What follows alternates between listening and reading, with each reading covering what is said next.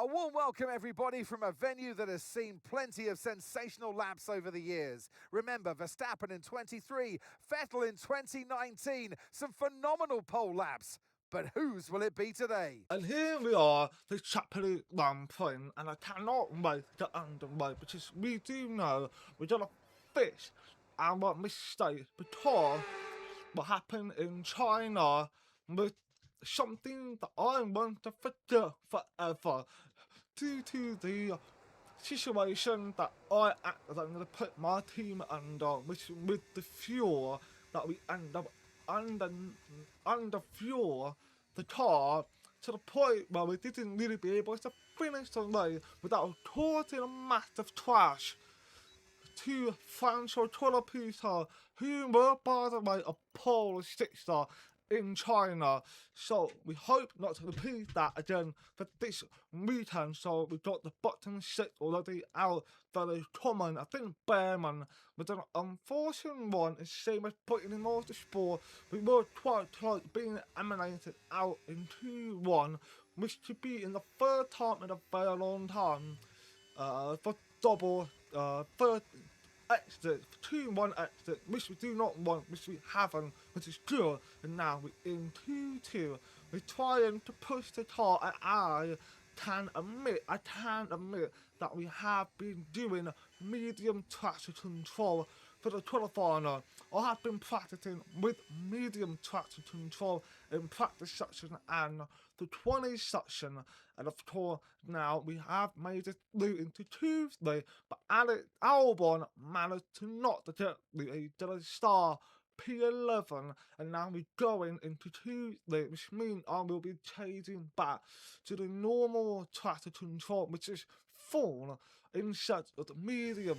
We use full because I want to have a bit of a taste of to see what is it like for me being on medium. Is there any difference? There is some difference, not big different. I still got some practicing to do for sure, but in Tuesday, Marshall had to make a bit push because of what happened in China.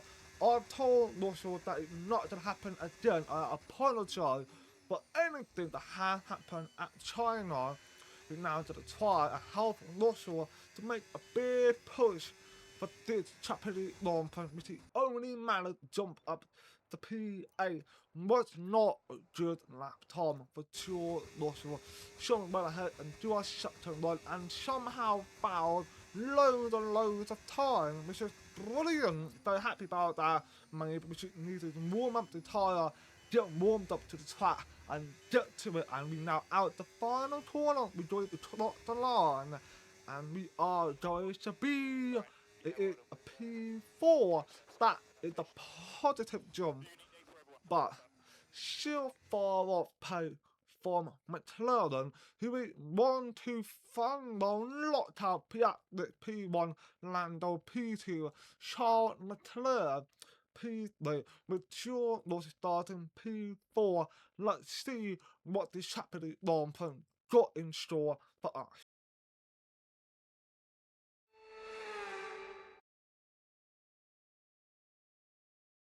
No fewer than 12 world champions have been crowned at Suzuka, but who will be tasting glory today at the checkered flag? We're approaching lights out, and we can't wait for the Japanese Grand Prix. 18 corners make up a lap of the incredible figure-of-8 Suzuka circuit, with 10 to the right and 8 to the left, for a distance of 3.6 miles. Average lap speeds around here are fairly quick. If it stays dry, then expect somewhere in the region of 136 miles per hour. Let's run you through the driver grid order for today's exciting race. Oscar Piastri lines up on pole position, and Lando Norris lines up alongside. Looking at the rest of today's grid, we have Leclerc, Russell, Isaac Hadjar and Bortoletto, Tsunoda, Gasly, Sainz and Andrea Kimi Antonelli, Albon, Ocon, Tim Tramnitz and Colapinto, Aaron, Maloney, Ollie Behrman and Liam Lawson, Hulkenberg, Pepe Marti, Doohan and Jack Crawford rounds off the grid. That's it then, it's time to go racing as we head down trackside for today's race. And alongside me a man, well, what more can I say? But he's a legend. Anthony Davidson, glorious Suzuka. It's a bit like Silverstone, an iconic track for which we couldn't have an F1 season without it. And so much for the drivers to think about round here. Absolutely, Crofty. The only figure of 8 circuit that we have on the calendar, and you kind of wonder, why don't we have more? Because it's such a good format. The drivers love this track. It's got a great flow to it, a fantastic circuit. Not the best for overtaking, but my goodness, from inside the car, it's a real treat for the drivers. Okay, radio check, radio check. Radio check. Okay, here we go. I know what you can do. Don't let me down. Now we are prepping ourselves for the Japanese Grand Prix, and I've got something to mention. While we listen to our setup, I had come to the realization why our pace has not quite done well in the previous 2 races, and that pace is because the setup we have ran what consider be an older setup that we always ran with in the previous Grand Prix. Last season, season before that, we now need to make some changes in those setup and we're going forward because we have used the older data to help ourselves, but sometimes using older data is not the way to go. Sometimes you gotta do a little bit more sweet in the setup, so next time it's gonna be the next like Embargo, we should be able to do something different to it, and we all now have lined up to the with McLaren on the front row, locked out Charles Leclerc and P3 watching go down as the light has gone out up the PS, the gone off the fantastic start, and we got Lando Norris. You had the pre-twitch start, Leclerc up in P3, we got Hadjar who just overtaken Sean Russell. There was a lot of out of that section taller, and we have got both of those but almost came together, but Yuki Tsunoda have fell back from Bortolotto, and Russell also fell back from Hadjar. So fantastic start from Isaac Hadjar. I don't know how he managed to pull it off, but well done to that start for Hadjar. But both McLaren, perfect start, absolutely perfect. While Charles Leclerc had the moment, but he locked up into section taller and he managed to control it and still kept going. Shade in P3, Hadjar P4, Russell P5, Bortolotto and Yuki Tsunoda 6 and 7. Jackie 8, Shia 9, and Timmy at Tiele rolled up to top 10 in P10. So at Tiele, of course, still a bit different in pace compared to his teammate Charles Leclerc, so I wonder if Tiele really now started becoming more of a militant driver instead of being the sensational driver challenging for the championship. So I wonder if Tiele now look that kind of talent or not. I hope he doesn't, because he's still a fantastic driver. I can see that in him. And Jordan Russell is now making a move on the outside. He turns it to inside. He goes on Isaac Hadjar. He fakes the right, moves to the left, and moves to the right. He gets the move done, and now Bortolotto to the tire and chase back at Yuki Tsunoda, but the soft tyre for Yuki is very unlikely. Yuki Tsunoda to the start making a move on Hadjar. Then very soon we'll catch George Russell, but we now got that, making it now overtaken Bortolotto and Shire is not going to follow through at all. So he's going to take another lap of waiting, and then he will finally find his opportunity later down the line, and Antielli should have not started making a progress, unfortunately. So I wonder if Adiele has got a problem or not compared to Charles Leclerc, who tried to catch Lando, but Russell has seemed to catch Charles Leclerc. So maybe it's one of the weird thing about this Japanese Grand Prix of toy setup. It played the big part for us. Don't know about Mercedes, but we're now going to lap 14. We get the fastest lap.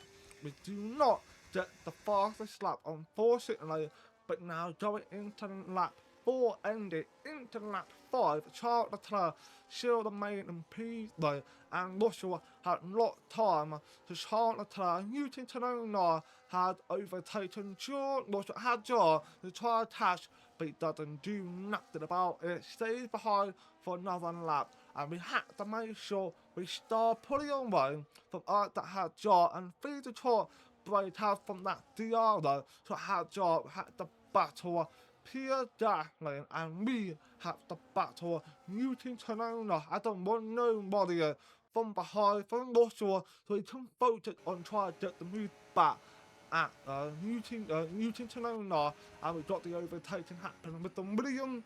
We were overtaking the Aston Martin, that is Colapito on Esteban Ocon, and of course watching Colapito making that move and seeing his teammate Hadjar, who's in P6, clearly there's a big difference between them both. Just length, the reason is the big difference between Colapito and Hadjar, but we're now on board with both McLaren. I don't understand the pace they are on. They are on absolutely phenomenal pace, and that's something I'm very jealous about. And don't forget, McLaren is on a Mercedes engine, and we moved on from Mercedes engine because of constant reliability issue, and we moved to Ferrari, and that's starting looking really bad, because we don't even have the best pace compared to the Ferrari, who's of course in P7 and A, so that P9, sorry, but that's basically irrelevant.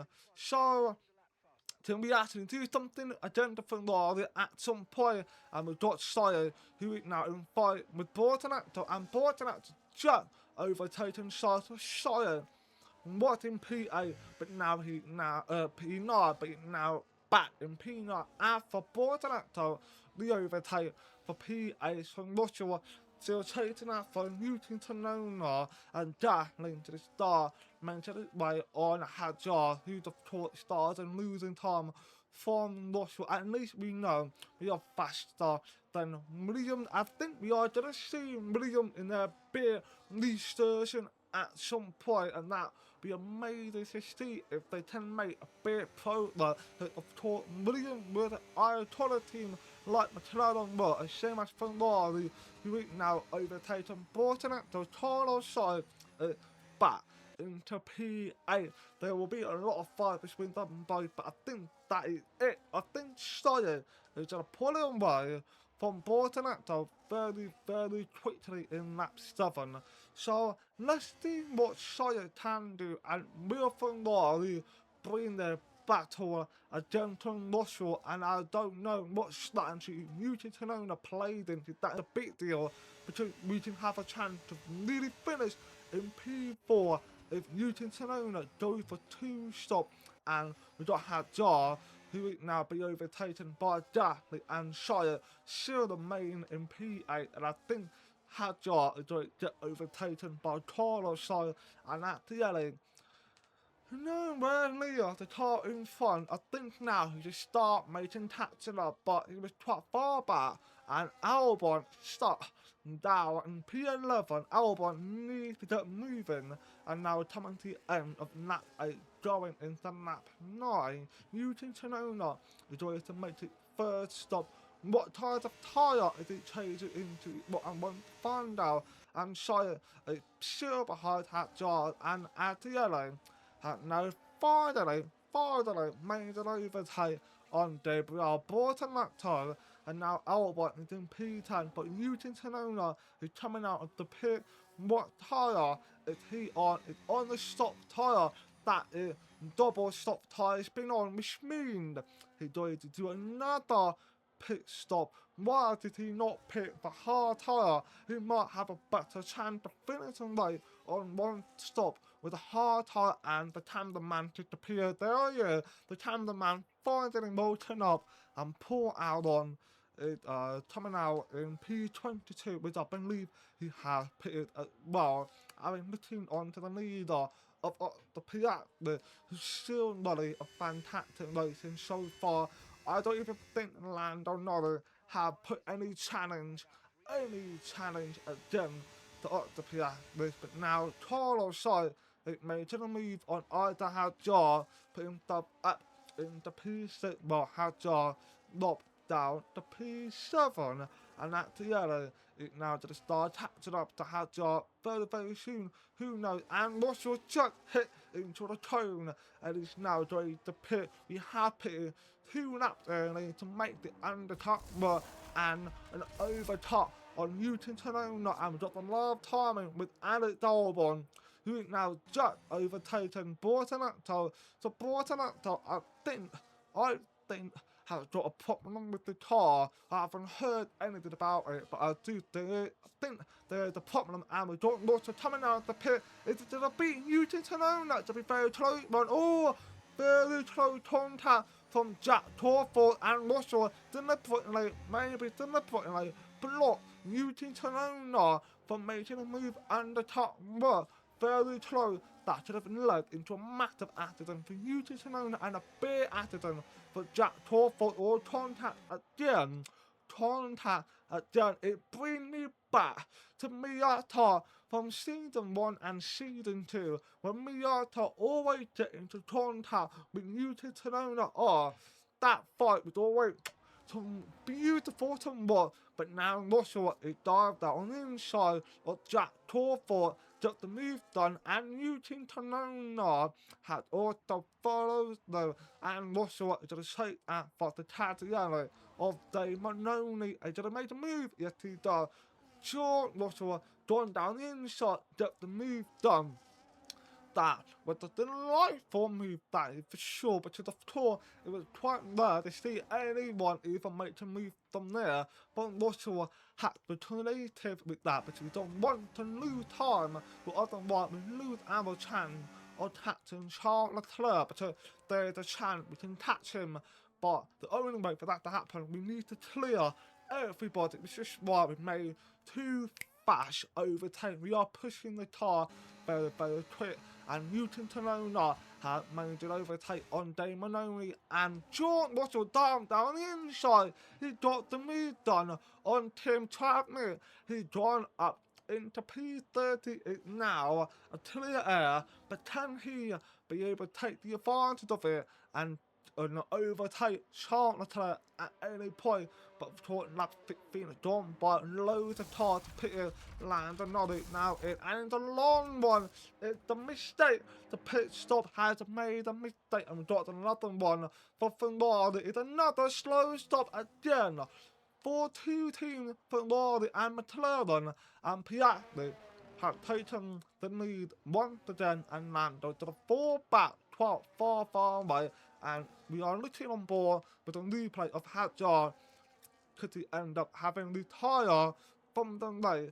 As soon he came out of the pit, as soon he came out, that the engine just went bang. He is out of the Japanese Grand Prix. As you can see, a puff smoke has coming out in the back of his car. He is out of the Japanese Grand Prix, and he slowed down the hat very much, and that was very unfortunate. And Leclerc obviously still the maiden P3, and Russell is nowhere near. So Charles Leclerc, because of the constant fighting we had a while ago, that of course had seen Newton Tanona almost made a bit contact with us, and even though those 2 battles were very close call, I think we can try and chase down, but the chances are very slim, because we've got Carlos Sainz, who could be the man that's to beat Russell this weekend, and we've got Bortonacto, who's in P10, Francho, P9, Albon is in P8, so he has a pretty solid start, and put himself up into P8, and at the LA, unfortunately fell out of a point, not into P11, which means Colapito is now doing the work for either Hadjar, and Carlos Sainz in lap 17 has overtaken George Russell. And now it looks like we might be losing our place in P4. We might be likely to stick for P5, the top 5 finish, unfortunately. And Newton Tanona is making another stop for medium, and it's a slow one. Newton Tanona had the slow stop. That 3 teams that I know, Ferrari for gasoline, McLaren, Fernando, and Newton Tanona from the ball. That really slow stop and we're now back on board with Toro side and Shaw Russell still putting in the fight and Russell almost went the back of Toro side, but it's unfortunate for me to say that we are definitely doing star sliding, try to overtake Toro side. We went for the dive down, try to get the late break and take the advantage of it.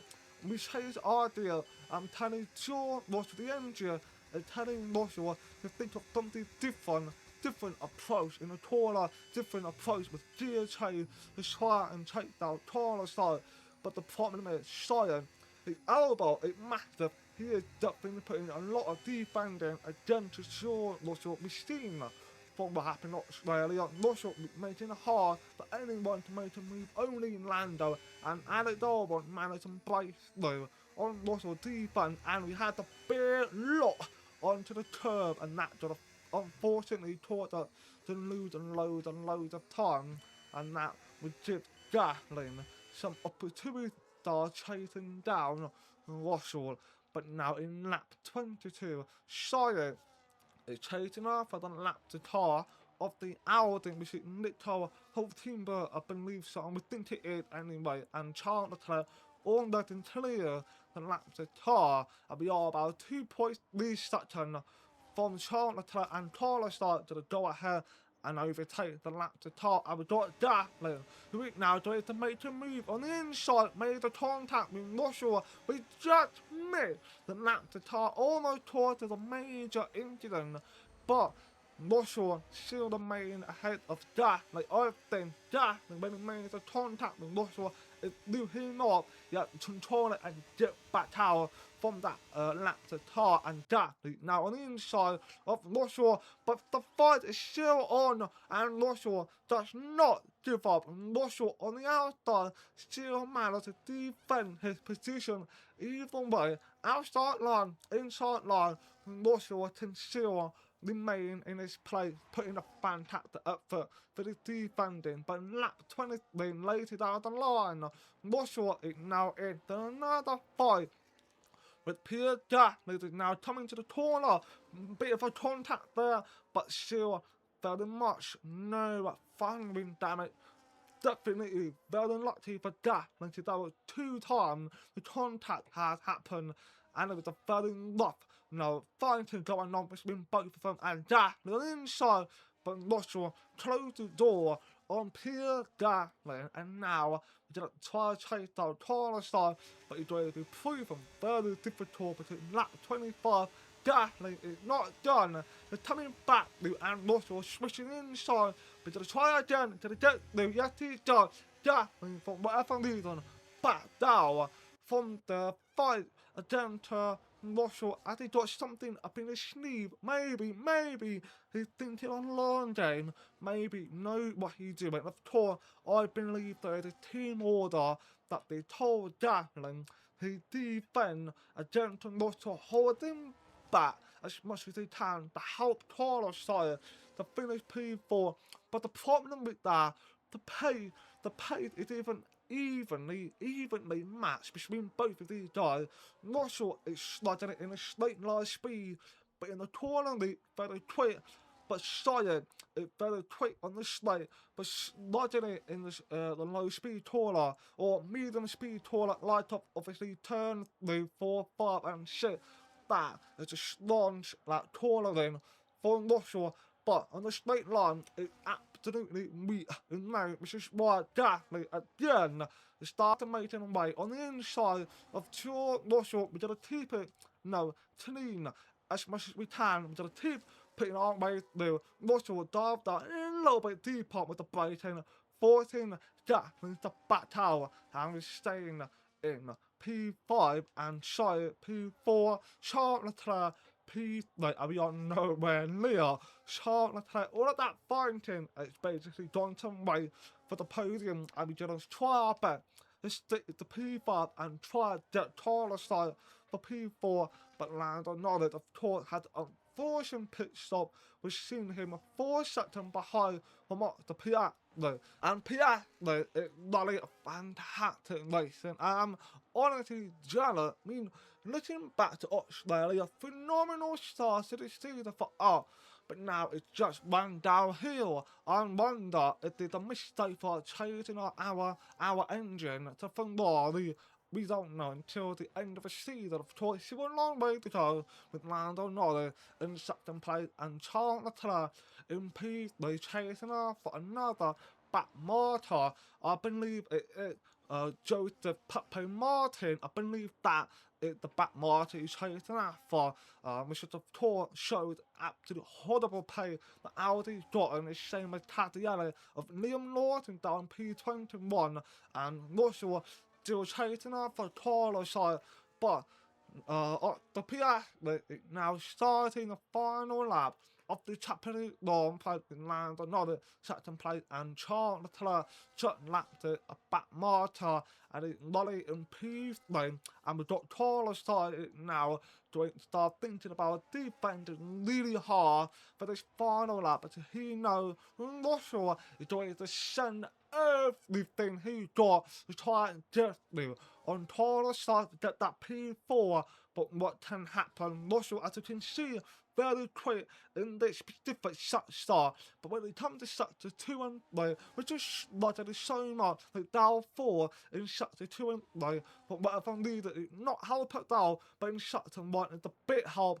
so I don't know what is going on, but Russell is still putting the pressure, is he going to be able to send it on the inside or not? Does it seem like that is going to be the case? We're still trying to adapt changes, trying to find whatever what from Russell, but I think it's done. But never say never, Hashaya can make mistakes, or anyone in top league can make a mistake. You never know. But the Piastri, the alien from Australia, man, who is doing brilliant work in this led almost every single lap. He is now coming out the final quarter to win the Japanese Grand Prix and Lando Norris to the sector for the second place and Charles Leclerc to the finish third. And the race is not over. Can Russell find the line from here to the jet lead? No, he doesn't. Going to the main in P5 while Shire finished P4 and Jack in P6. But we can say that Russell has put on a fantastic defending against the gap, and so that's one of the positive things we can take from this. And it's the checker flag for your Grand Prix race winner, Oscar Piastri. I mean, it looked like they were in a different category at points during the race, led every lap. I mean, what more can we say?